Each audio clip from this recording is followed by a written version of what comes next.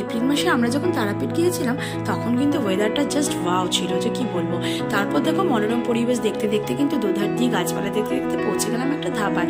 তারপরে এসেই দেখো এই বাচ্চাটার সাথে দেখা হলো। সত্যি কি সুন্দরভাবে আমাদের আপ্যায়ন করছে, বুঝিয়ে নিলাম ওর কিন্তু খুবই খিদে পেয়েছে, আর আমাদেরকে দেখো একটু খুব আনন্দও পেয়েছে।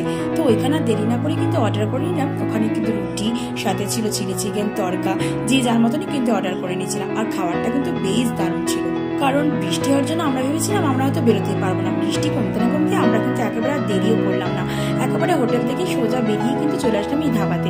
তারপরে দেখো সবাই আমরা কিন্তু যে যার মতো মন পছন্দের মতো খাবার অর্ডার করলাম, আর খাবারটা কিন্তু অসাধারণ ছিল। তারপর খাওয়া শেষে বাবুটাকেও একটু কিছু খেতে দিলাম। তো চলো তারপরে কিন্তু সব শেষে কিন্তু রিলস বানিয়ে নিলাম, বাট এটা না হলে কিন্তু আমার ঘুমই হয় না। তারপরে বড় মশাইকে বললো চলো একটা রিলস বানিয়ে নিই। তো চলো ওখানে কিন্তু একটা রোমান্টিক সিন বানিয়ে নিয়েছিলাম। তো চলো তোমরা দেখতেই পারলে।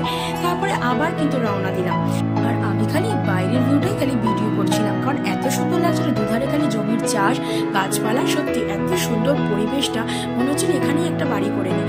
তারপরে আমাদের এত জোরে টয়লেট পেয়েছিল, তার জন্য আমাদের আবার এই ধাবাতেই নামতে হয়েছিল। কারণ এই ধাবাতে নেমে আমরা টয়লেট ছেড়ে কিন্তু আবার একটু চা খেয়ে নিলাম। এত সুন্দর মনোরম পরিবেশ, সত্যি কথা মনে হচ্ছিল যেতেই ইচ্ছে করছিল না। তারপরে দেখো আমি কিন্তু একটু রিলসও বানিয়ে নিচ্ছিলাম, আর এই ভিডিওটা কিন্তু তোমাদের জন্যই আমি করছিলাম। তো চলো তারপরে দেখো আবার সবাই মিলে গাড়িতে বসে গান গাইতে গাইতে, বসন্ত এসে গেছে, গান গাইতে গাইতে কিন্তু অবশেষে কিন্তু আমরা সোনাঝুরি হাটে পৌঁছেই গেলাম। চলো ফাইনালি কিন্তু চলে এসেছি, আমরা সোনাঝুরি চলে এসেছি।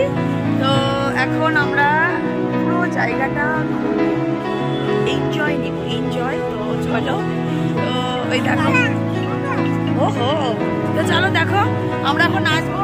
আমার শেষ দিন নাচার জন্য কিন্তু ভীষণই এক্সাইটেড। তো চলো গাইস, পরে ভিডিওটা তোমাদের সঙ্গে শেয়ার করবো। আমার চ্যানেলটাকে সাবস্ক্রাইব করে দিও।